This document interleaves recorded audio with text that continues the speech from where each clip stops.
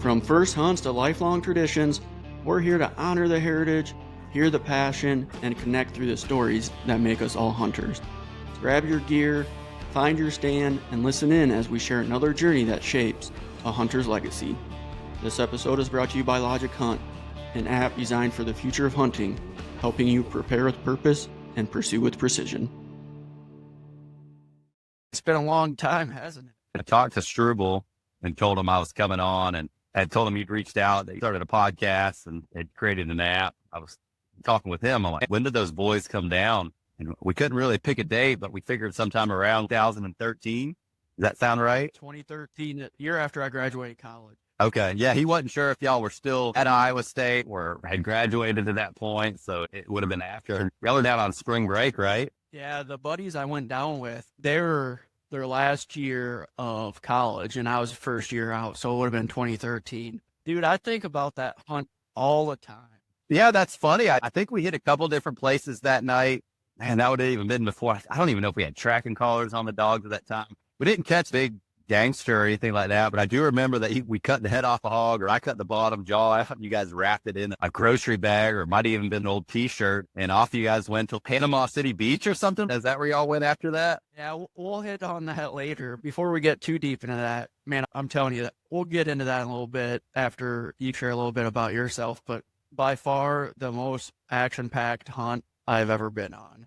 Really? God, it's just so different, but we got Derek here from Florida, so why don't you go ahead and share a little bit about yourself? Okay. My name's Derek Watson. I'm from Dade City, Florida. I'm probably an hour from the coast, which we call it Central Florida. Been born and raised here. Very small town, big in the citrus industry, which started back in the mid 1930s, was really booming when I was growing up as a kid. A lot of cattle ranches out here. I still talk to the guys and the boys I went to elementary school with, rode the bus with over 20 years ago. To an extent, I'm a product of my environment, where I grew up and who I grew up with. I think my path of life would have been much different, and I was born in a place like New York or Boston. It's from a small town, and that's probably what led us to you and I having this conversation today on this podcast.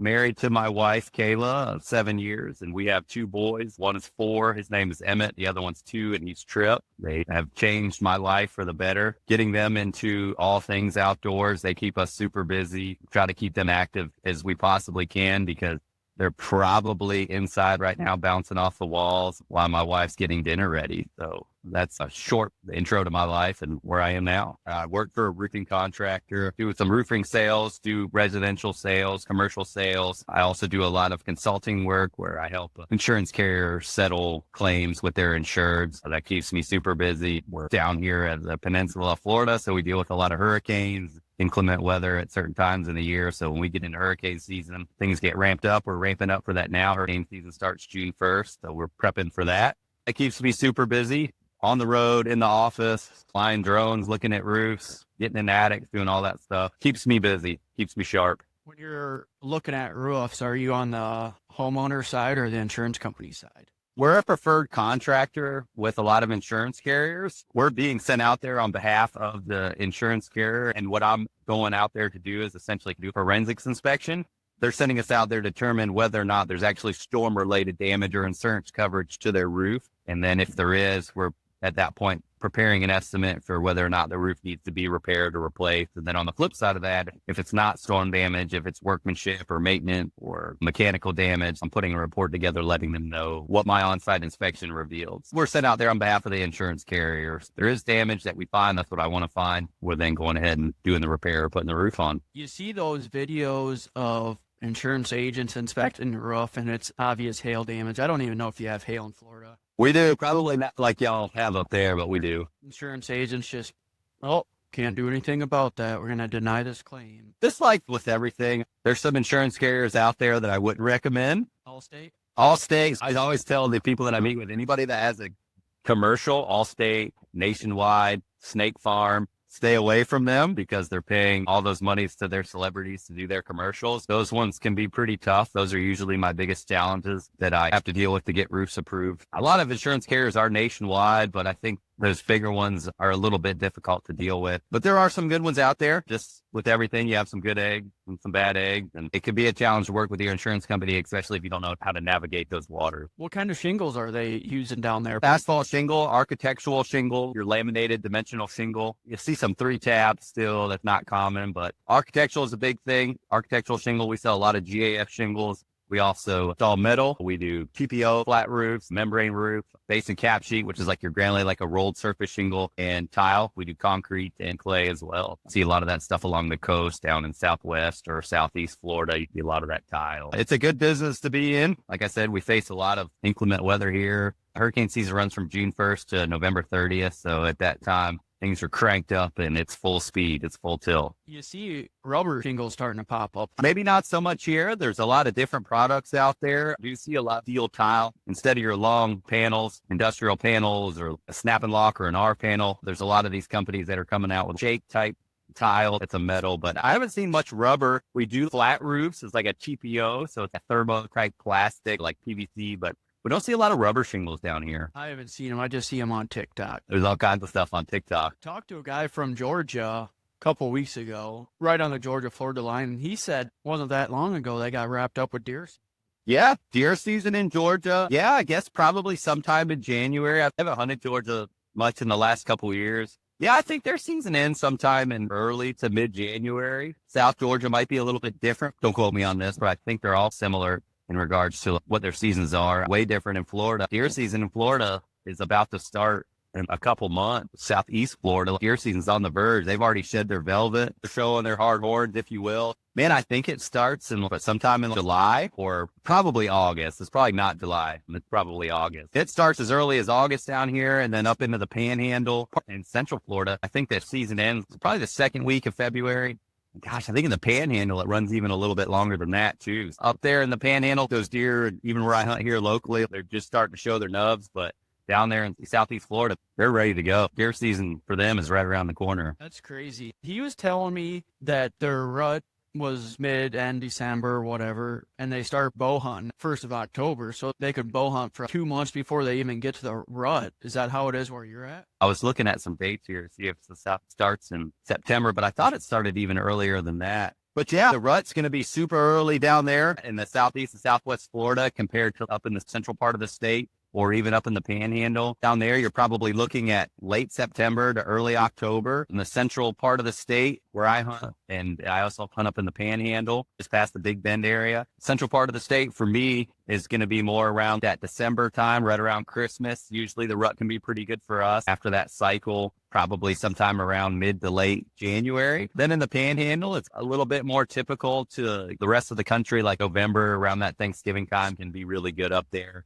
And even into the early to mid-December, the rut can be really good up there past that Big Bend region. So it's widespread, as early as September and as late as February. I'll look up to see where this guy's from, but he said it was December. And after hearing that, my theory was, okay, the warmer it gets, the later the rut goes. But how is it so early in South Florida?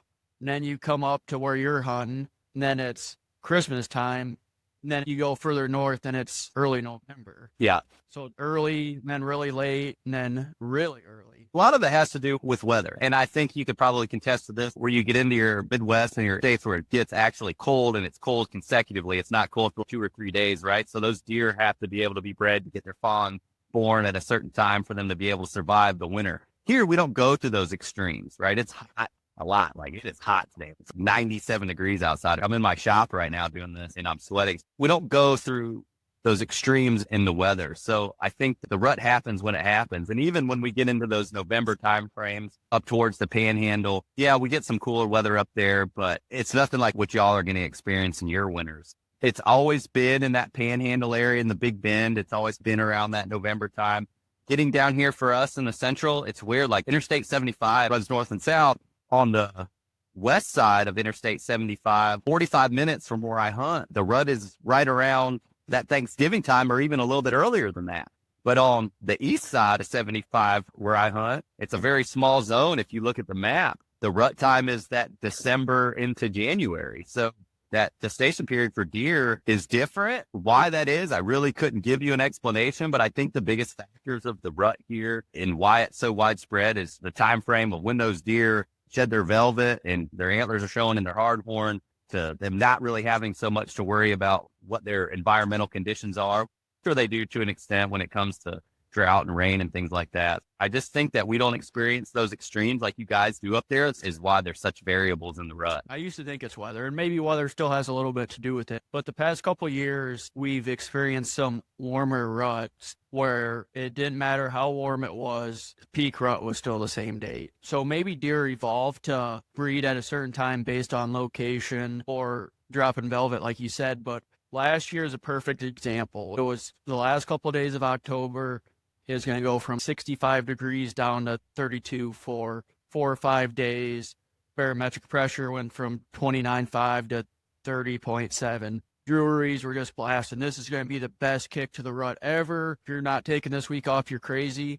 I took the week off. It sucked. Next week, it jumped back up to the 60s. Barometric pressure dropped. On a non-rut hunt, it'd be less than ideal conditions. That just proved to me that the weather has no impact. The rut is always going to fall within a 2 or 3 day window, no matter what, in my opinion. I think you're spot on. I don't think you're far off from it. And I don't know how much due to the environment changing and things changing from where the way they were 5 to 10 to 20 years ago. And to your point, where I hunt up there in North Florida, which is actually it's in Madison County, not far from Georgia, even when we have warm weather there, those deer are still going to rut around that time. From Veterans Day, there's a 5 to 10 day period where that rut can be very good. And then always around Thanksgiving, you always have an opportunity for a buck to come by chasing a doe. Up there the last couple of years, and I don't know what it is. It's that second rut, which is early December, is prime. We've killed a lot of good bucks during that second rut when those does come into their second cycle and their second estrus. The hunting is prime then. I've found out the last couple of years, November is good to be up there because I'm with my buddies and I'm with a lot of guys that I've established relationship with, and I want to be there and I want to be in deer camp. But when it comes December, that's where I'm going to be as well. My birthday is the first week of December, so I always have a good excuse to get up there to go hunt. That December, that second rut is peak up there. And why that is, I think it'll always be a mystery to some extent. So you talked about how weather could impact the rut. I wonder if deer had evolved based on hundreds of years of weather patterns. The deer in Iowa evolved to breed during this time, and that's why they breed during that time. That's why they shed antlers, because of the gestation and birth. And now that's kind of set. The temperature from year to year doesn't really matter. It's more of the 100-year picture. Yes, I would agree with that. For me, I've always heard and read and heard people speak of when you get into those extremes, we don't experience those extreme winters like what y'all will up there. So for me, those does have to be bred at a certain time in order for those does to drop their fawns to survive the winter. We don't have to fight with that here. They don't have to worry about the winter. There's always going to be a food source down here for them to eat. I don't know how much the weather here has an impact of the rut. The rut always seems to be pretty fixated around the same time, whether it's 32 degrees, 29 degrees, or 80 degrees in the middle of November. And we can have all those extremes. I've only hunted a few states and I hunt Florida mainly, so I can really only speak to that. I would have to think that like deer are going to evolve. That's what's kept them around so long. I think that what you're probably saying is right. Like you guys have these temperature differences and you go through these things. It's never one thing that triggers the rut. I always think it's going to be, what was the drought like the year before? What was your rainy season like? I think a lot of that goes into that as well. So I always think there's all kinds of different environmental factors that factor into being there and being in the rut, or what triggers the rut. One factor impacts the rut 85% of when the rut kicks off. Yeah. Date. When Field and Stream publishes that article, the best date is to hunt of the rut. It's the same days every. And it, we see here is there's a lot of controversy going on with them in the state of Florida. They always put this rut map out. They put these, what would you call them? Not these graphs, but these colors of when the rut happens throughout the state. And Florida's all broken up into zones. And it's right. You look at it, it's normally pretty spot on to what that map shows to what you're going to be seeing if you're in the woods during that time period. And a big thing with the rut too, as a hunter, you can contest this. It could be the rut. It can be prime time. The weather can be perfect. Everything is in your favor. But if you're in that zone or that core spot, it could be dead as a hammer where you're sitting. And then your buddy's 150 yards from you and the bucks are blowing the roof off over there chasing those. How often does that happen? It always happens when you're hunting with a group of people. You get back to camp and, well, what'd you see? The wind's obviously a big thing. I don't know how much that factors in when you're in a hot spot during the rut.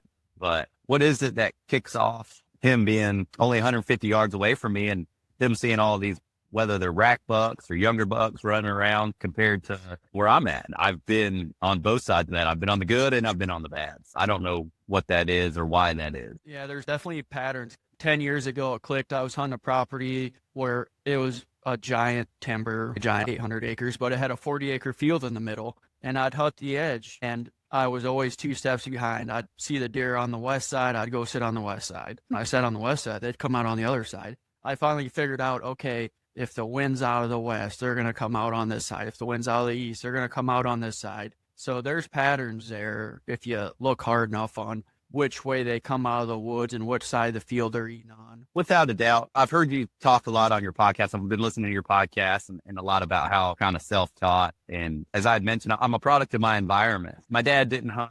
There wasn't too many people in my family that hunted, but where I grew up, everybody hunted. There's been some big bucks killed in Pasco County. I think the state record of Pasco County, which was killed not far from my house here, is like 206 inches, which is a huge deer. Yeah, oh yeah, huge deer. And it was main beams coming off this way, not super wide, but the bases were something like that. And he carried that mass all the way through and points coming off all directions. So it's always been a part of me growing up. I think the first deer hunt I ever went on, I wasn't any older than 12. It was one of my sister's boyfriend. We were at a cattle lead.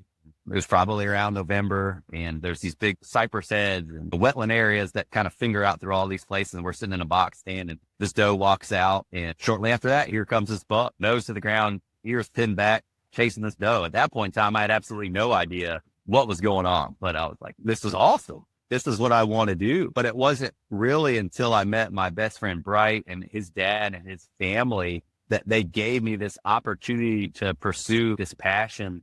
And at the time, I didn't know it was a passion. It was something that I wanted to do. I wanted to be able to hunt and kill deer. And it's really, truly because of them that I've been able to experience the woods and being in the outdoors. And not only did they let me hunt, but they've got me into this culture of deer hunting, and not just deer hunting, but being in deer camp. They've opened the door not only to hunting, but I've met people and opened the door to these friendships that I'll carry for a lifetime. And I've taken me places I've never imagined I'd go. And you know what they've done for me, they've graciously done for so many other people. I often struggle and I have a hard time to express really how truly grateful I am to them and their family and the experiences they've given me. And I don't think it's possible to capture how grateful I am. And what I was going to tie this back into is I had a cheat code with his dad. His dad grew up in kind of the same thing. They were in deer camp and probably a lot of the same things you experience of being in deer camp and learning. So I learned so much from him and his dad. I made a lot of mistakes. Don't get me wrong. Experience is the best teacher when it comes to deer hunting, but the little things like hunting your way into the stand and making sure that you're being quiet when you're walking into the stand and having a path to walk into the stand and hunting the wind and doing all those things. I learned all that stuff from them. It took me a while to put my plan into action. To your point, and being able to hunt the rut and to find these patterns of what deer are doing and what they're doing at that time.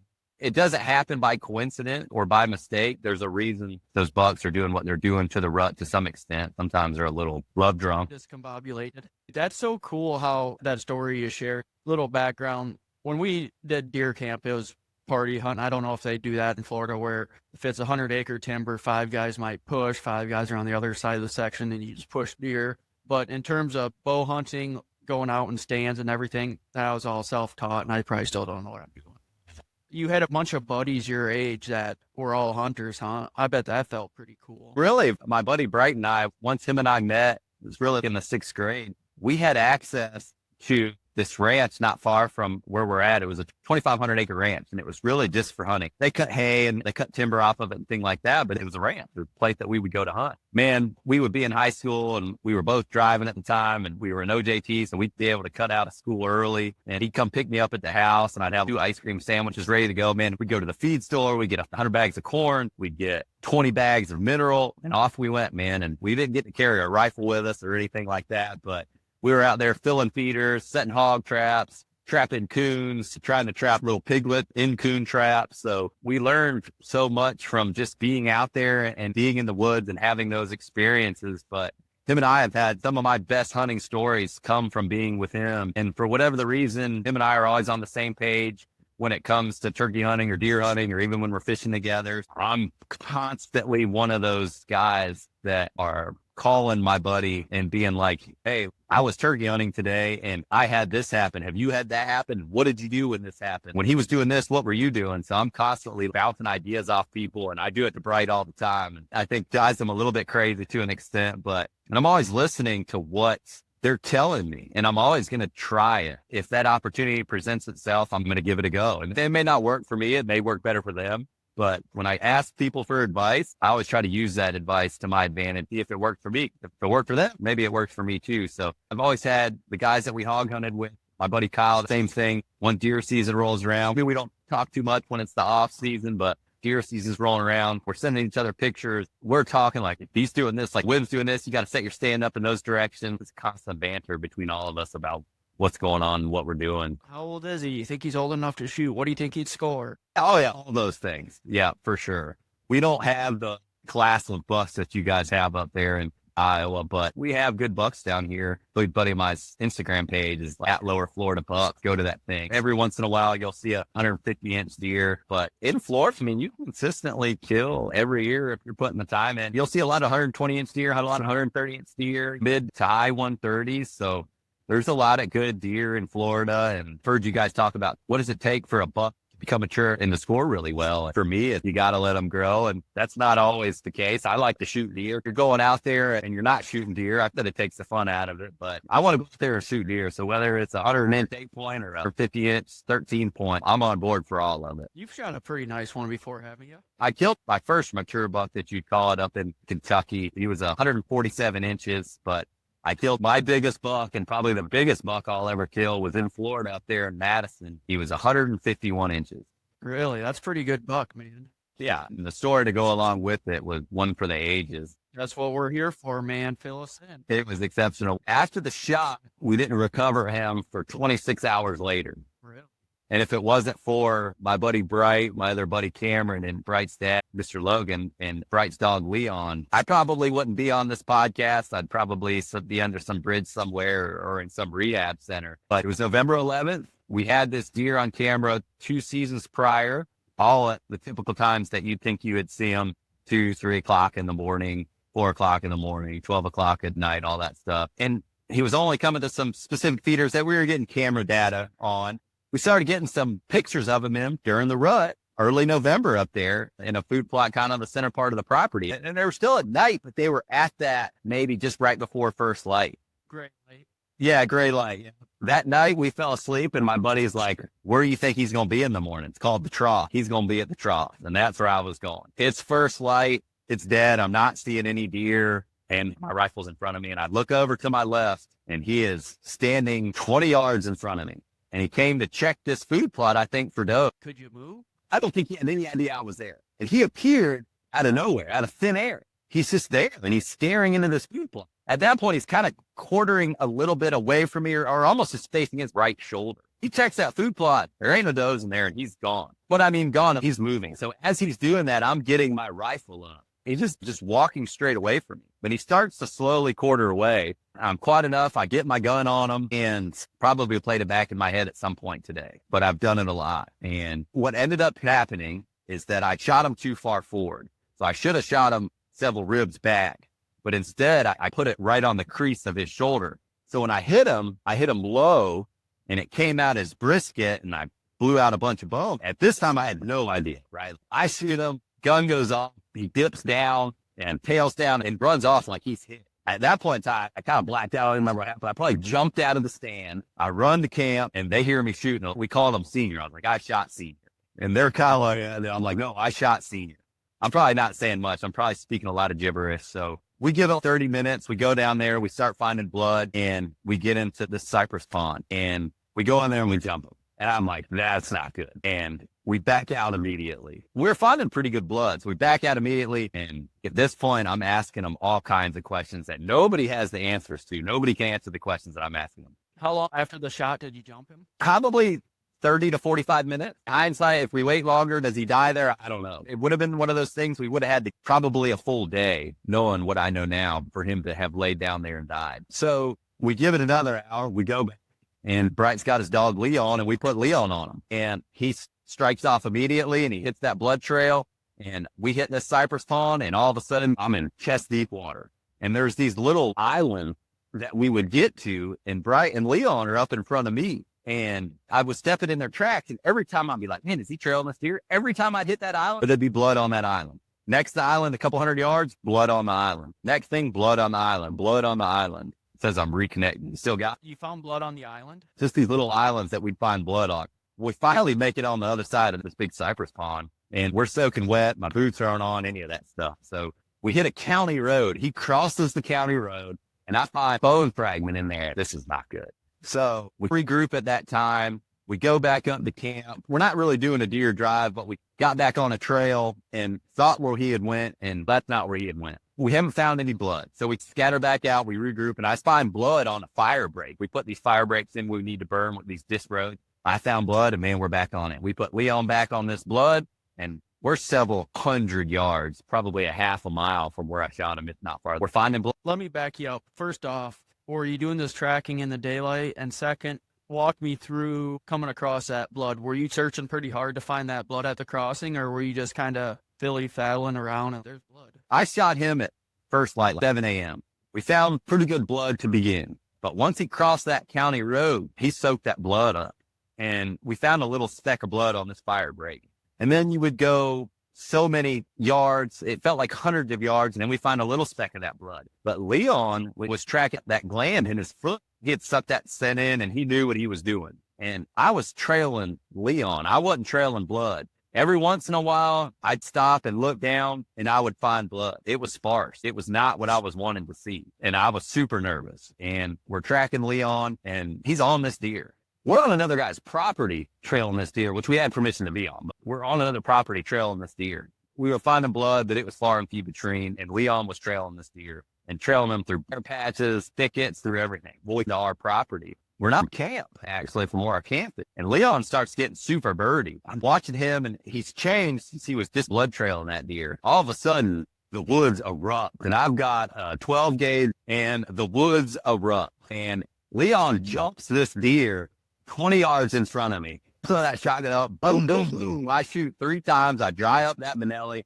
and I don't think I cut a hair off that deer's back. I know I didn't cut a hair off that deer's back. So that sparks part 2 of this story. So Leon's pretty cast at this time. We're all kind of cast. We found a little bit of blood as he came down out of this draw.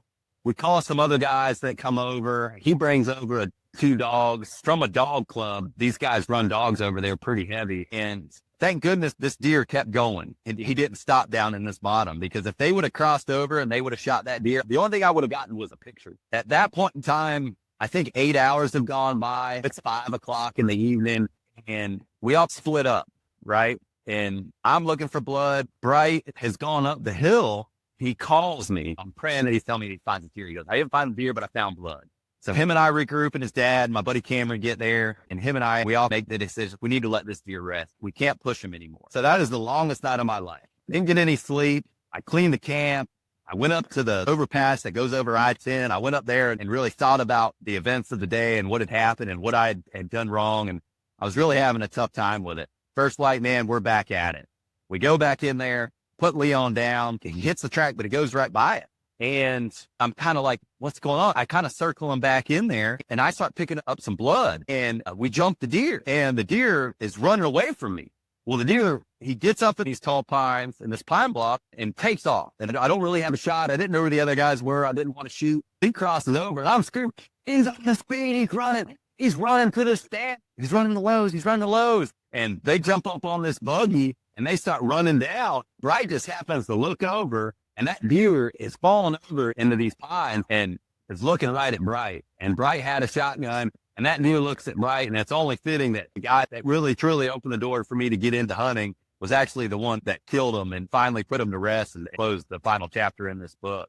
He throws a shotgun on him, and boom, he shoots him, rolls him over. I think by the time I get over there and put my hands on him, he's taking his last breath. It was a huge chapter of my life. Sounds weird to say I struggled with the whole thing. It's an incredible story. I'm so glad that we found him. But man, something that I really had to come and just step that. That's how it happened. But there's nobody I'd rather have shoot that deer and finish him off than Bright. But man, it was a heck of a story, and I probably missed a lot from it and trying to give you the shorter version, even though that was pretty long. But that's it, man. 151 inches and Had over a 20-inch spread, had good mass. He carried his mass all the way through. He was an exceptional deer for me for really anywhere, and I'm proud to have finally put our hands on him and then kill him.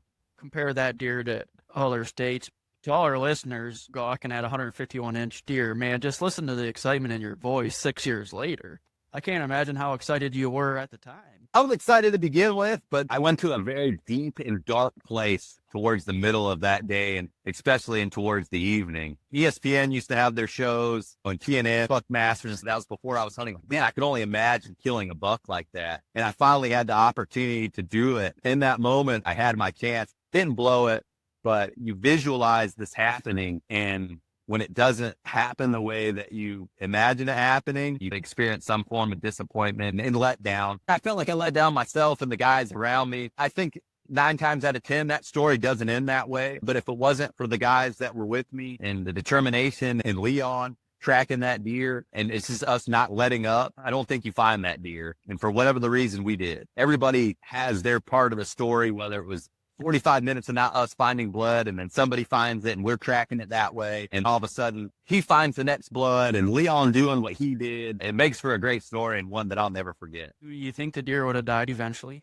Yes, I think he would have died from his wound. It wasn't like actually a fatal shot. You could literally take his whole front shoulder and do like a helicopter with it. It's incredible that those deer can even run on 3 legs like that. So yes, I think he would have eventually died from maybe not a loss of blood, but an infection, something like that. I think he would eventually die. The way you described the shot angle, I bet you hit a single lung.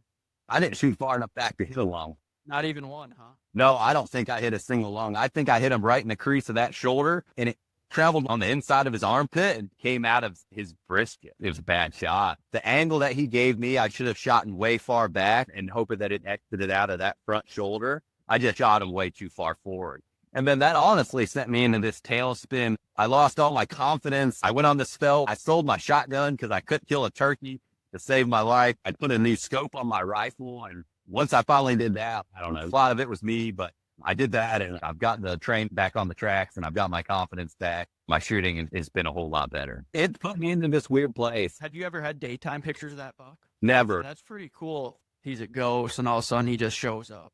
If he would have showed up in front of a camera that day, that would have been the first daytime picture that we had of him. But he didn't make it in front of a camera. He got in front of me and put my best shot on him. That wasn't my best shot. If you've listened to the other podcasts, there's time last year, similar situation to yours. You get pictures of this buck, never in the daylight, always at night. Just start wondering, okay, am I ever going to see this deer? You hunt all season. Does this deer exist? I'll never see this deer. And my favorite weekend to hunt, Thanksgiving, just look up and there he is. But he is 500 yards away, and I called him in, and he came in, and just like you, different situation. I was sitting up in a tree stand really high, and he's 20 yards away. It was a sharp angle, and I rushed and shot without thinking. I went right over top that lung closest to me, right through the back lung, single lunged him. I didn't find him, though. Really? They won't die on a single lung shot. Yeah. Y'all use dogs to trail into your deer? It just became legal a couple of years ago. More people use drones, even though you're not supposed to. Yeah, I heard y'all talking about on that one of your podcasts. I think you were looking it up as the podcast was going on, if legal or as it wasn't. So they just made it legal to start using dogs, huh? 5 years ago or something. You don't hear many people doing it. Yeah. I'll tell you what, and something I wanted to talk to you about, I feel like y'all are big bow hunters up there, but watching Leon trail that buck, if I'm ever in question, or I think my shot's questionable, I'm not seeing what I'm wanting to see, I'm calling somebody with a dog, because I'm going to know real quick what's going on. Not what I want to have happen, but this does happen if you deer hunt long enough. That dog's going to give you a chance to catch up with that deer or find it in an area where it crossed a river or a creek or did something. It's not bleeding. I've heard so many stories of, man, this dog was doing X, Y, and Z and got to this creek crossing and the buck was dead there in the creek. And if I wouldn't have had that dog, I never would have found that deer. So I'm a huge proponent in using dogs to find deer, especially if you think the shot's questionable or just didn't have the confidence. You're not seeing what you're wanting to see on the ground after the shot. If I had to choose one to be legal in Iowa versus the other, it'd definitely be dogs. Yeah. Drone, I think, is going to be a lot easier for people to find deer. If you look at the image quality, it's pretty impressive. It's incredible. But at the same time, what's keeping you from looking for bigger bucks or saying, oh, I was looking for a down deer? You're actually scouting the property. Yeah. You can't limit what people are doing. And I agree with it. And honestly, going back to everything that I've been taught and that I've learned, blood trail on a deer is part of deer hunting. To an extent, we all embrace technology. Cell cameras are obviously a big one, but I use the thermal imaging drones for roof inspections and stuff like that. And the images that they give you are second to none. It's amazing. I feel like you're taking the purity out of what hunting is. For me, it's a pure thing. And if you're using the drone to do that, my opinion, I just feel like you're taking it from the animal or taking what it's always been for thousands of years. I love them, but trail cameras do the same thing. Oh, yeah. It's like cell phones. Most of me wishes that they never existed, but now you can't live without them. I can remember using game cameras where you had to take them to Walgreens to get the film developed to see what was on it. You didn't have that advantage of knowing what was there. Me and Bright would take our cameras and put a Walgreens, and we'd go up there a day later, and here we are taking it out of the envelope, and we're flipping through. Nothing. All of it was nothing. And you had 30 pictures and one was a buck or one was a doe or something like that. So it's evolved. It's going to continue to evolve. But for me, you hear a lot of people talking right now, you bow hunt or you rifle hunt or I'm a traditional hunt. Yeah, just hunt. There's so many people against hunting right now. We don't need to be against each other. We need to be embracing the way you hunt, the way I hunt, the way he hunts or she hunts. That's what we need. We are the last people that need to be telling each other, like, oh, you shouldn't do this or you shouldn't do that. That's not what it's about. If you want to use a cell camera or drone to find your deer and it's legal, then go ahead and do it. That's just not for me. There's a girl that I follow on Facebook. I want to get on the podcast. She's traditional longbow and she shoots real nice deer. I think she's from Virginia. I'm envious of that. To have the patience and the skill to do that. That is pretty incredible feat to get that close with a traditional bow to do all those things. So that's super cool. Yeah, you should definitely have her on her podcast for sure. I love bow hunting, but I'm not against guns by any means. I'm a big fan of muzzle loaders, and people give me crap. Did use a smokeless muzzle loader before I blew it up, but I like doing it. What difference does it make how I kill a deer? It's not about how I kill the deer. It's about the journey to get to that. That's well said. So y'all's season's up there. Do you have a very short gun season? It's pretty short, right? Or no? I'll map it out. Archery starts October 1st, year in, year out. There's usually a couple week use season before.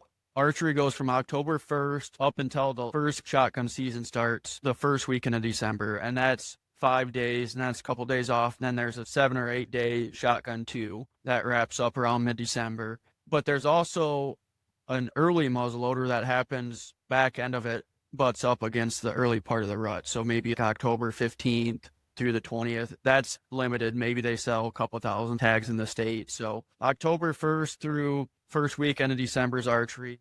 Is that statewide? Yep. But there's a quote on the tags. If you don't get a tag pretty soon, you're not doing early muzzleloader. Archery's down for 2 weeks. Then it's shotgun 1, shotgun 2. Those combined are 2 weeks. Then that Monday after shotgun 2, archery opens up again mid-December through January 10th.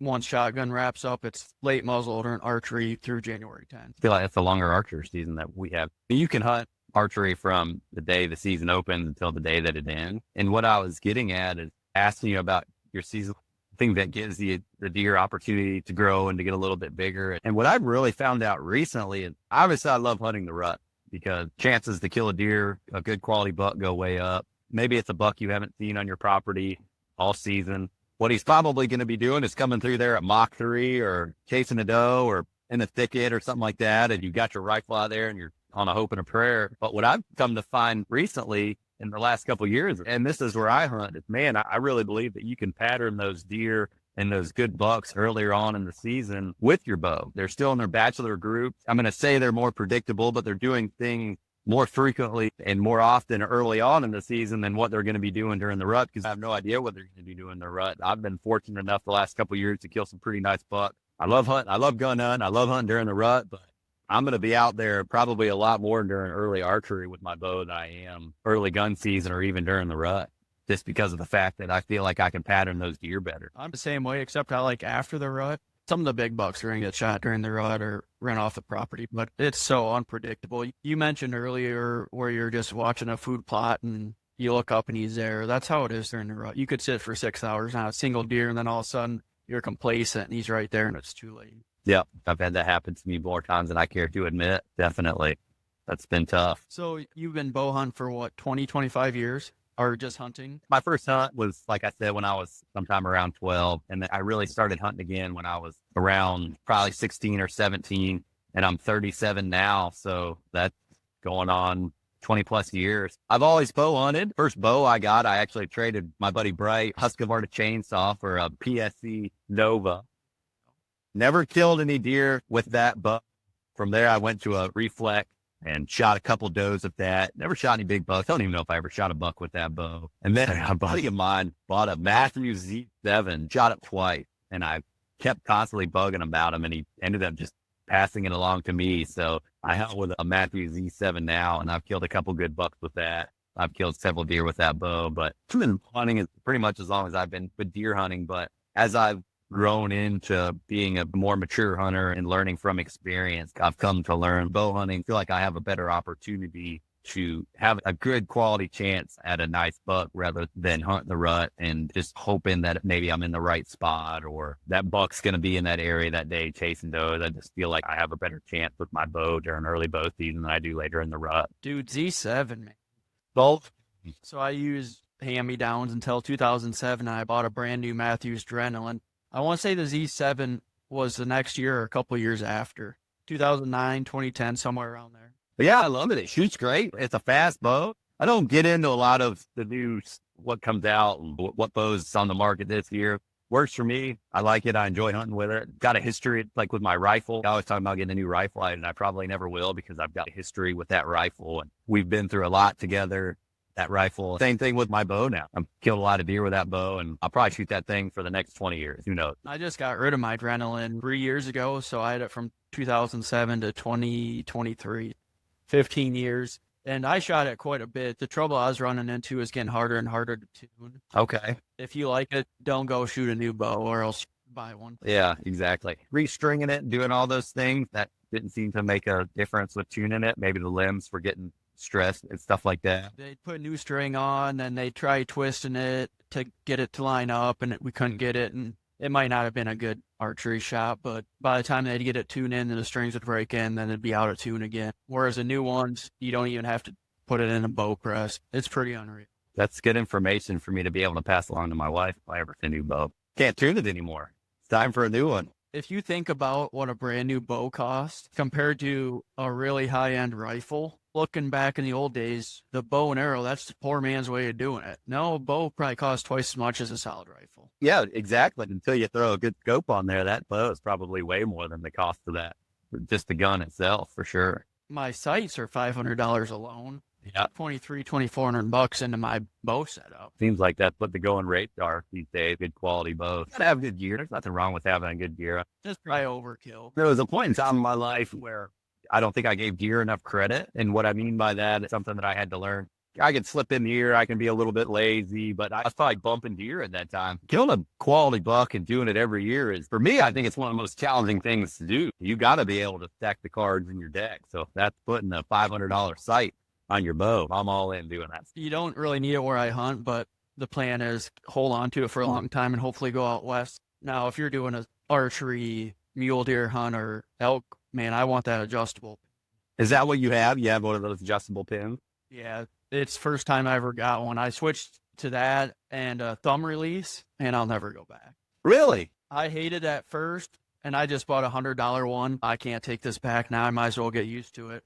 I'll never go back. With that adjustable sight, for me, one thing I always try to practice, I try to have a routine of doing what I'm doing. And normally that goes out the window because I'm a pretty excitable guy. But I do at least try to tell myself to do that prior to going through my shot. And some of the stuff I do, some of the stuff I don't. So do you find it challenging? You have to adjust that based off of where your shot's going to be, or are you adjusting it on the fly? Like, how are you doing that? The one I have set up is still a 3-pin, so I have it set up 20, 30, 40. Okay. And once you get it dialed in, let's say I want to do a 50-yard shot, or I want it set up so if I go out west and elk's a lot bigger animal, I want to take a 75, 80-yard shot, and then you'd have more time. I'm with you. That's pretty convenient. So you have that option as well. And the thing that's nice about it is, so your sight tape's based off your middle pin, and I could swap off the scope housing and put a single pin on and not have to adjust my sight in. That's pretty neat. Man, the technology is incredible. Light years from where it was from 2009. It even seems like it where it was from even a couple of years ago. So you use a bolt action 30-06. I shoot a Marlin bolt action 30-06 with a 180 grain bullet. I got it on my 21st birthday, and I always fool around talking about I'm going to get a new deer rifle, but I envision getting this classic Woodstock satin finish Browning in a 30 caliber. So whether that's a 308 or another 30-06, but I don't know. I don't think I'm going to do it. I always say I'm going to do it, but I don't think I'm going to do it. I got a lot of history with that gun, and for whatever it is, I kind of like to keep that. I enjoy the tradition. I enjoy the stories behind it. Gotta go get the old lever action, man. Yeah, I have a couple of those, but I had a love-hate relationship with that 30-06 for a while, but I'm loving it right now. So I put a new scope on it. I put a Leupold scope on there. We're back together again. Yeah, it's like an old high school girlfriend. We're good to go now. Off again, on again. Heard you guys talk about the cattle industry up there as well.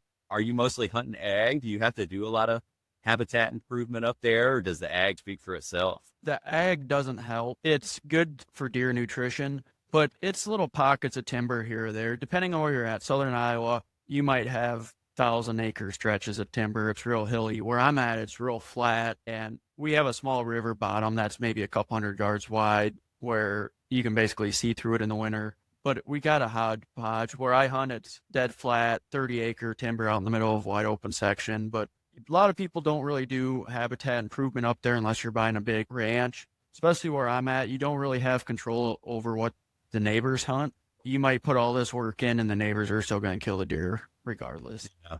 How big of a tract are you hunting? How many acres is it? The timber I hunt is just 40 acres. Okay. Is that your main hunting ground there? Yep. I should line something else up, but I have it locked down myself, so. No, there's nothing wrong with that. See big deer. I don't have to deal with other hunters. It's nice. That's prime. I listen to you talk about see these deer here and there. Oh, gosh, that's incredible. Are the genetics pretty good there? I've heard you say it's southern Iowa, so I'm assuming that's different than like northern Iowa. I mean, it's further north you get, the better the deer hunting gets. I hunt northern Iowa, and the deer quality is a lot lower than it is in southern Iowa. So southern Iowa, it's really hilly. You get out of that glacier path. Where I'm at, everything's square mile sections. So if a deer comes out to feed, people driving around, they're going to see them. So there's a lot less places for deer to hide, a lot easier for people to access them. So they just get shot younger. In southern Iowa, there's plenty of places where deer might see a person once a year. A lot more opportunities. And the genetics are a little bit better down there in terms of non-typicals, but age and nutrition are the biggest things. If they'd get 6 years old consistent up in northern Iowa, they'd get pretty big. The biggest deer I've ever seen on hoof is probably 165, 170. Giant. You're right on my tail, man. I've shot a 164, so you're not that far behind me, my biggest deer. That's probably a huge jump from a 150-inch deer, too. And up there, both places that I hunt, Central Florida up there past the Big Bend into the Panhandle up there, we try to do a lot of habitat improvement. We do a lot of burning big timber stands, create new regrowth and region. We're doing the food plot thing, and not that's not habitat improvement, but it's a lot more supplemental, I think, than it is habitat improvement. Burning is going in there and clearing blocks of timber. It's amazing when you do something like that and changing the habitat. I think deer are curious by nature. And it's amazing. You go in there and cut a big timber stand. A lot of people be like, oh, I can't believe you cut a lot of my deer cover away, which some of that's true. I can't tell you how many times I've gone and hunted clear cut, or where they've gone and thinned some timber and seen more deer in that than I've ever seen, or going in and turkey hunting a fresh burn or deer hunting a fresh burn. Those deer are in there and those turkeys are eating all that regen and all that grown out of the ground, where it's got really essentially it's got its most nutrients. Like you said, that would make sense. Some people do burning on the timber. I guess a lot of people do CRP burning. Yeah. Habitat improvement, yeah, but more so to maintain the quality of the CRP. There are people that do oak savanna timber burns, but most people don't just run a fire through timber. We do. I used to think deer like it thick, but I think they like it a little more open the older I get. They do. As we talked about, I think it, depending on the year and for bedding areas and pond cover and things like that, you have to have a diverse tract of land or piece of property to give deer what they want when they need it during that time of year. I've seen deer come through stuff that looks like that, a whisker basket, and then I've also seen deer that come through a wide open clear cut where there's absolutely no cover in there and they can be seen for miles. So I think a diverse piece of property does a lot. Where I hunt is super thick, a lot of multi-flower rows, and you can't walk through 40 acres. You'll get lost walking through. It's that thick. So I mowed a path right through the middle, spent a couple days clearing it out, set my tree stand on it. And I remember the first day I hunted this 3-year-old buck. I let him walk. No, he's not walking through the path I mowed. He's walking through the thickest stuff in the section. Just spent all that work and they don't care. And here you are Yeah, it's probably because he's a young deer. We all did some stupid stuff when we were younger. Yeah, man, she's thick where I hunt. It'd be nice to thin it out, but it is an old cattle pasture, so it got cleaned up on the bottom, like doing a fire, and allowed all that undergrowth. It all grew up into junk, and you can't walk through it now. Yeah. So that was my first love, if I'm being honest with you. I used to work in the orange groves, and the hogs ran the orange groves. There's a bunch of thugs just running around the orange groves, and they were hogs. I worked on this watermelon farm that hooked up to a bunch of hardwoods and things like that we started hog hunting on. So a lot of my buddies did it. I did it, kind of a good bloodline of dogs. And that's what we did every day out there at Bright's family's place. We built a hog pen that we thought we could keep hidden from his dad. He found it a couple hours later and chewed us out for that. He understood it. And he let us keep the hog pen. A trap? Yeah, no, we built an actual pen, big hog pen that we built. And it tied into this creek, and we went and caught a bunch of hogs and trapped them and threw them in there. Any moment that we had a free moment, we would take our dogs in there, and that's how we would train our dogs to catch pigs.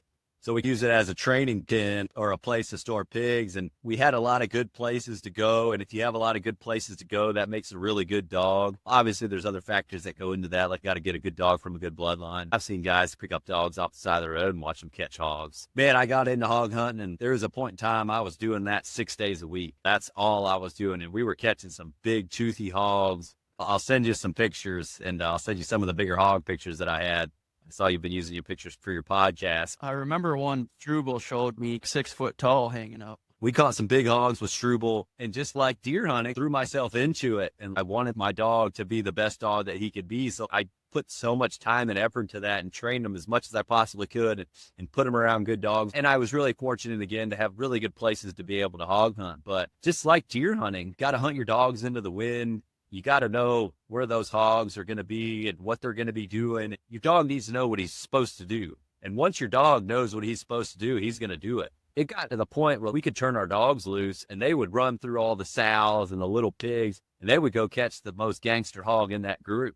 You knew it was a gangster hog when you got in there, when there's 2 or 3 dogs on it. The worst hog to catch for a dog is 150, 175-pound pig with 2 hooks coming out of his face, because he's super athletic, he's agile, he can fight longer, he's ready to go, he's ready to brawl and get down, and those dogs are right there at him. You can catch a 250, a 300-pound pig or a bar hog, him have good teeth, but he's going to wear down faster, he's not as quick, he's not as agile. Now, don't get me wrong, if he hits one of those dogs, he's going to cut him wide open. I hunted before a time there were really good tracking collars out there, and towards the end we had good tracking collars, but I would remember listening to our dogs, and you knew it was a good hog, and you knew you were 50 yards from him, and you think that the roof would be blown off the wood. You could almost hear a pin drop. You knew when you could hear a pin drop, you needed to get in there because your dogs had a good one caught. And when you get in there, he'd almost be right on top of them, and you just hear that hog breathe.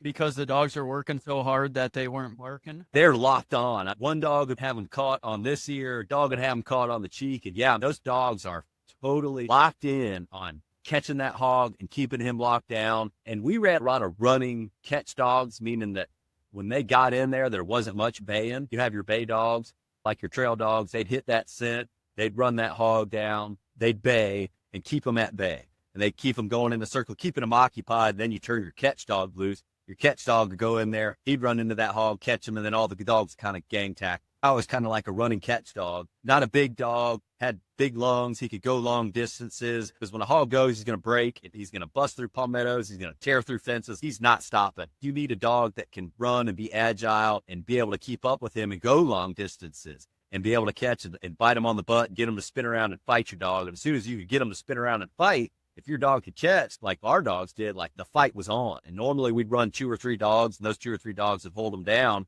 and you're going to them. And when you get in there, they're all caught. Those 3 dogs, like a bulldog, cur dog cross is what we ran, and they had them caught. When you had them caught, you could hear a pin drop. You'd think the roof would be coming off the place, but it wasn't. It was eerily quiet. And you get in there, you grab them by their back legs, you flip them over, you put your knee down, you pull the legs that are on the ground and pull them to you. And then a lot of the time, we'd either bar them, so we'd cut the nuts out of them, let them loose, and then re-catch them later. And hopefully at that point, they're 300 pounds and they got good 3-4 inches of teeth. A lot of the times, if we caught a nasty gangster hog at 150, 175 pounds, with 3 inches of teeth, I like to kill those ones and throw them on the dog box and go back and talk about that. I'm not going to say it's a young man's game. I don't do it anymore, but I had a lot more free time back then and I was ate up with it. I did it as much as I possibly could. And still to this day, it's quite the rush going in there and catching a good boar hog, man. There's nothing like it. It's intense. It's real. You better be on your game when you're going in there to grab them, because at any moment, it can hit the fan and things can change for the worse. And I learned from a lot of guys. My buddy Austin always told me, you got to be there with your dogs. The longer it takes you to get there, the more opportunities for your dogs to get hurt, to get cut down, and for that hog to get away. So when those dogs were going, I committed myself and I owed it to them to get there and be there with them. The faster I can get there, the better it is for them, the quicker that I can get them rested in recovery and hopefully get on the next one. But I was lucky, man. I was around a lot of really good dog. My buddy Anthony Briscoe, he might have been with us that night. I can't remember if he was or wasn't. Had the best hog dog. I will argue this with anybody that I've ever seen. Her name was Boots, and you literally had to drag her out of the woods. There would be nights, that's 2, 3 o'clock in the morning, and we're all screaming at him to get his dog. And there were nights that she wouldn't come back until she caught a hog. There's countless mornings, and not just a little hog, but good hog. And there was countless mornings where we watched the sun come up trying to catch Boots. So it's a lot of fun. I don't know if he was there. Kyle was there, yeah. It was a lot of fun. I really enjoyed it. I experienced a lot of things being out there. Now that I have 2 younger boys, I mean, they're not ready to hog hunt yet. If I have the opportunity, I think I'm going to get them in it and get some dogs and maybe give it another run in the second part of my life.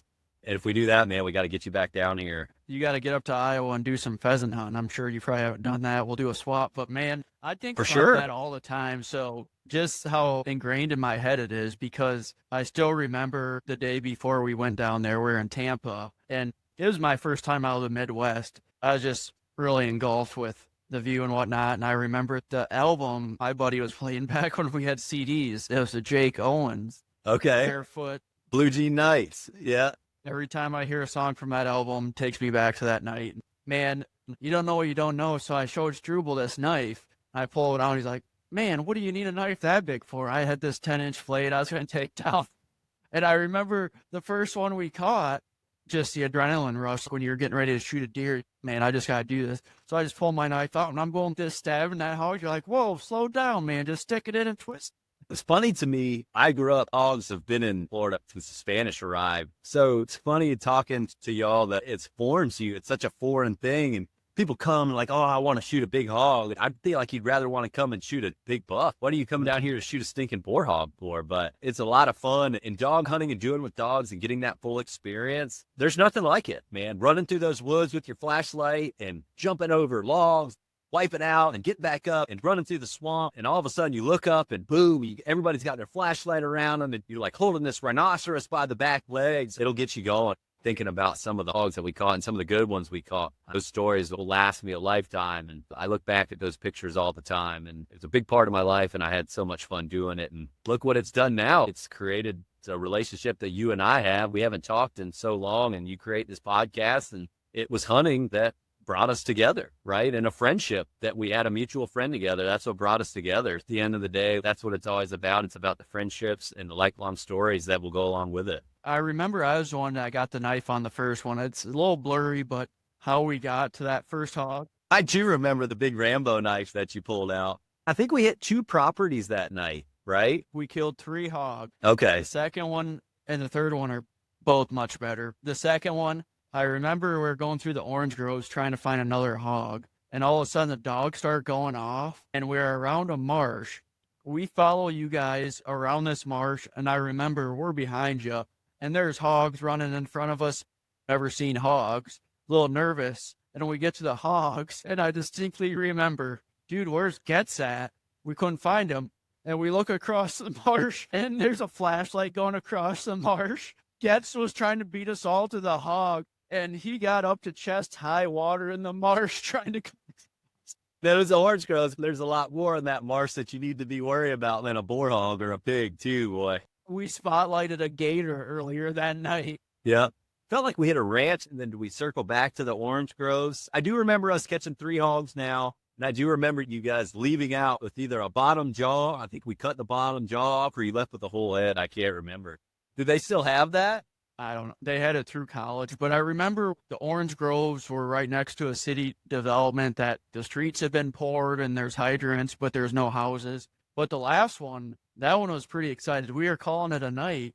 Dogs were all, they weren't kenneled up, but maybe you had them on top of the kennels or something, doors open, and we were done for the night. And all of a sudden the dog just took off as bad out of hell. And I'm like, I got to get this hog. So I was running as fast as I could, jumping fences. It was a sow, and there's all these little piglets running everywhere.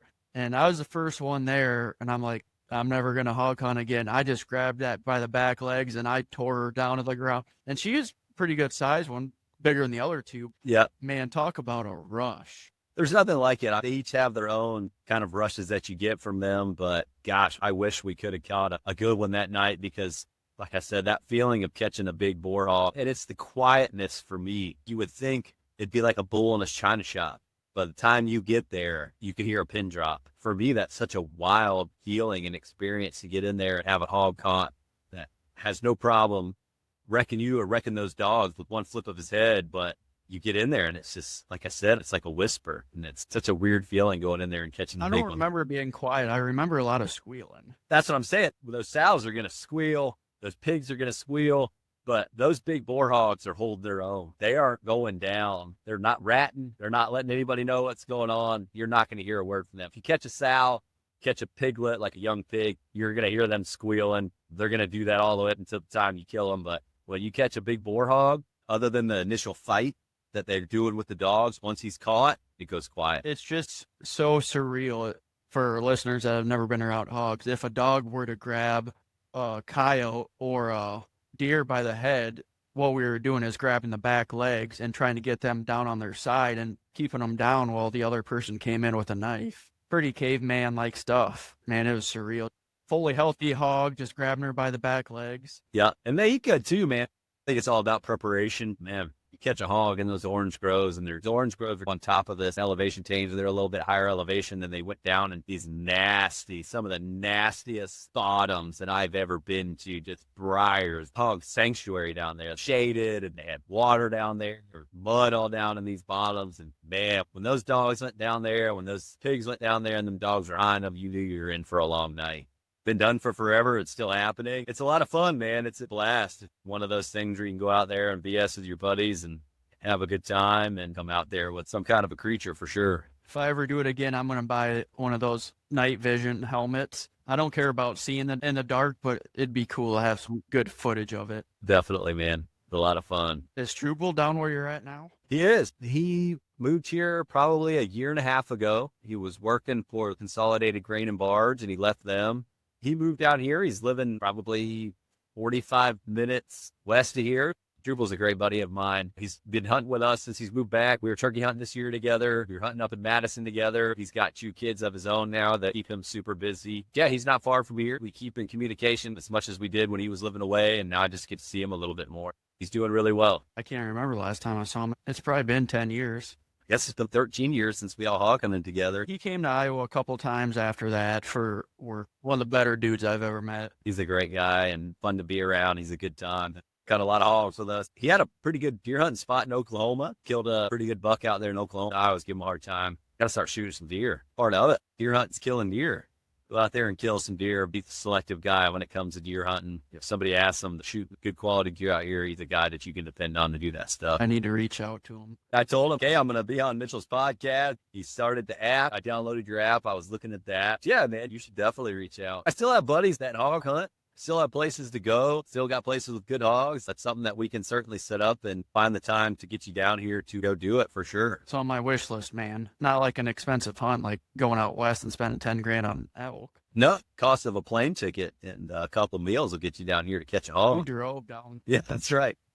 Before we wrap this up, you got any good embarrassing stories to share with our listeners? Yep, I know you mentioned that. I've got 2. Not only are they embarrassing, they're super embarrassing for me, but they're also public safety announcements. Perfect. That everybody should practice gun safety and being safe at your stand. The first one, I was deer hunting, and I was hunting an old orange grove, and I was sitting in a ladder stand. Then I'll never forget, it was like before shooting light, this pretty good buck walked right underneath my stand. So I thought it was going to be a good morning, and I didn't see anything for the rest of the morning after that.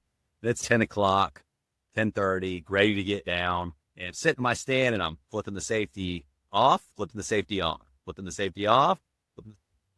I went to flip that safety off and the gun went off. Wasn't being gun safe. I wasn't being cautious, but it scared the life out of me. And as soon as I shot, they were coming to pick me up. And they come flying in there and they jump out of the truck and they're looking at me. Was that you that shot? No, it wasn't me. It was some guy over there. So they jump in the truck and they tear their tires off and they're hauling around the corner looking for somebody that's not even there. So you were using the safety as a fidget? Yep. I was doing this. I was bored. I was ready to get down and had my finger on the trigger. And when I flipped that safety off I pulled the trigger and off went the gun. And I preach gun safety to my boys right now, even when they're carrying their BB guns around. Mind where your muzzle's at. Only put your finger on the trigger when you're ready to shoot, those kind of things. A lot of the times you don't get a second chance when there's an accident with a gun. Luckily I did. Whatever it was, I had the gun pointing in the air. Shooting a gun off in the air isn't the best idea either. You always need to be safe. You always need to make sure that you're checking your gun. You're doing the right thing with that and not flipping your safety off and flipping your safety on, because good chance that your gun's gonna. Dude, I did something similar. I won't go into the muzzleloader incident, but I had a muzzleloader blow up because I double loaded it. But when I was real young, we were doing a shotgun push, and I remember all the walkers were at the edge and pretending to shoot, flipping the safety back and forth, pretending to shoot. Well, my gun wasn't even off safety, and I clicked in, boom, straight in the air. Everybody jumps. Did you mean to do that? Yeah. Yeah, gosh, man, it literally will stick with you and it scares the life out of you. It's real. It can happen whether you're a seasoned vet or you're new to hunting. It's super important to practice gun safety. That one was super embarrassing for me, especially looking back at it now. And the other one I used to work on this watermelon farm and I used to work for this guy. He took care of a lot of properties. I worked in the orange groves for him and he'd take us deer hunting, and it was the opening day of bow season. And I started hunting out of a climber. We're picking our spots and where we're going to go. And there's this really cool piece of property. This old railroad bed ran through the middle of it. So we built this big box stand there because it was a great place for deer to cross and you could see a long way in either direction. So I'm like, hey, I'm going to go hunt. I got my climber set up. I'm going to go hunt. I'm going to hunt this climber. Well, he's like, well, I'm going to go hunt the box stand.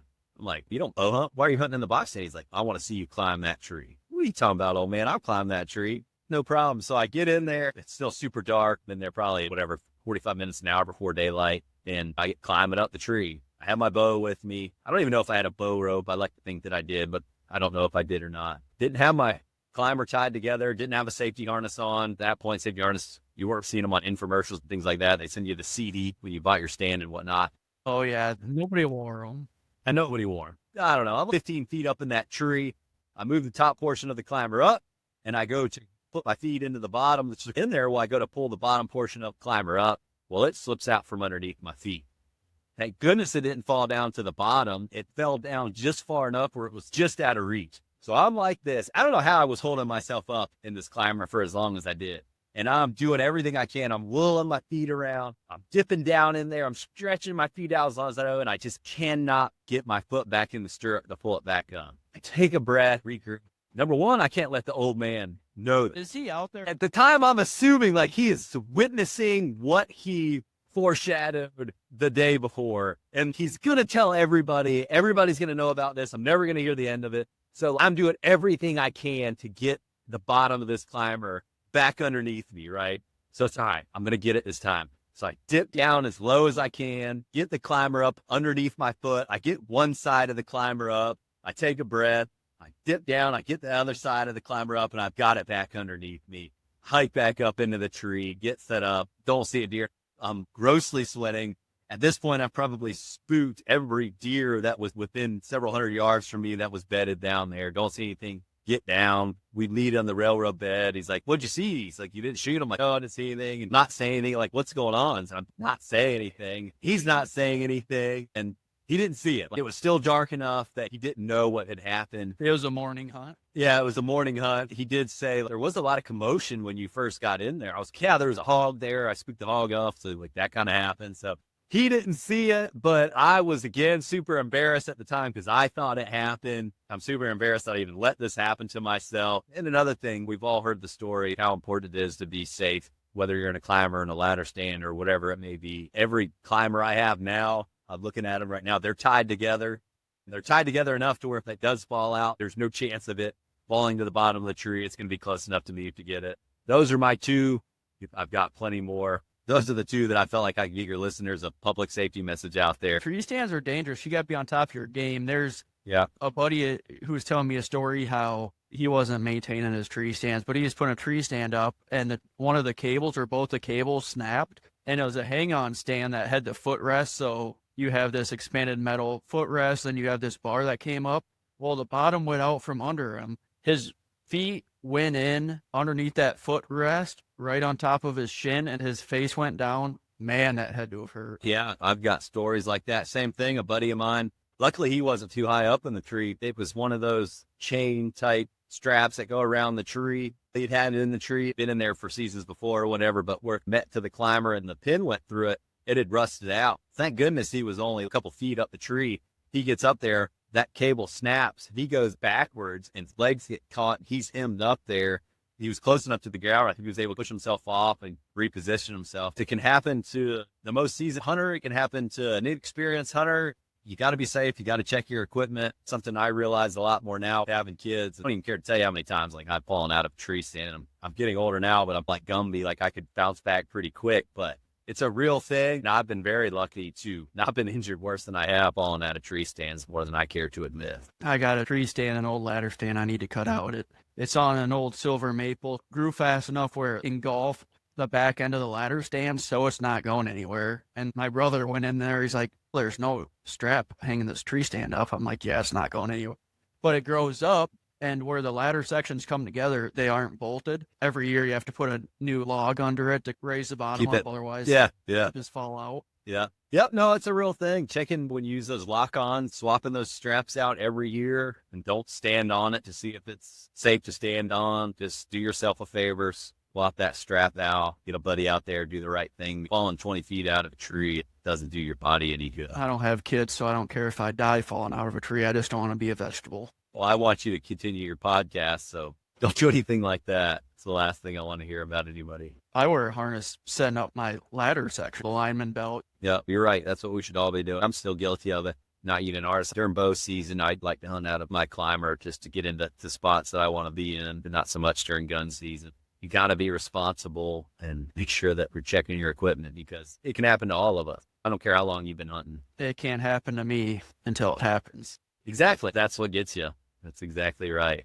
That's it. Well, cool, man. This was a lot of fun.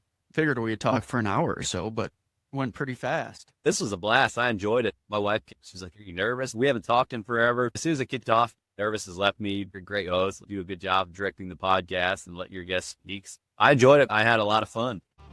Thanks again for joining us on another episode of A Hunter's Legacy. Remember, hunting isn't just about the harvest. It's about the journey and the legacy we all leave behind. Be sure to subscribe, leave a review, and share this podcast with all the other hunters in your life. And if you have a story to tell, we'd love to hear it, because every hunter has a legacy worth sharing.